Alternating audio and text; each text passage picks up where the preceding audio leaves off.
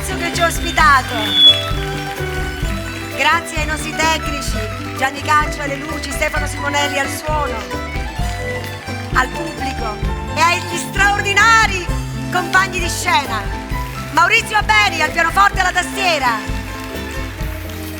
Luigi Sigillo al contrabbasso, Salvatore Minale alle percussioni, Gennaro Desiderio al violino, Nunzio Reina al mandolino, Luciano Donda che ha danzato con me, grazie, e la grande chitarra di Maurizio Pica.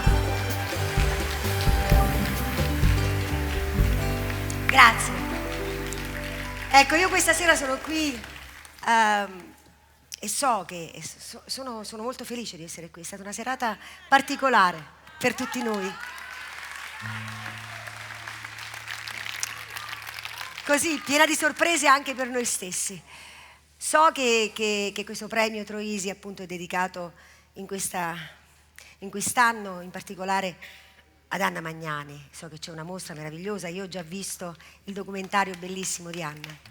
Proprio la prima canzone che ho cantato era Reginella, come avete visto, che è stata poi cantata una sera proprio a Cinecittà, per la prima volta che ho cantato pubblicamente la canzone Reginella, e quindi una canzone napoletana. Poi da lì ho continuato.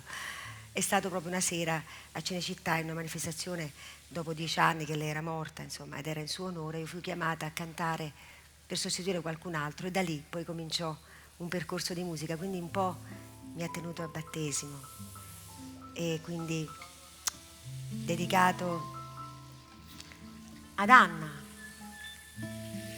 diversa fra i diversi, che credo abbia molto sofferto come donna e talvolta anche come artista, ma che attraverso il suo modo di essere attrice ci raccontava la libertà.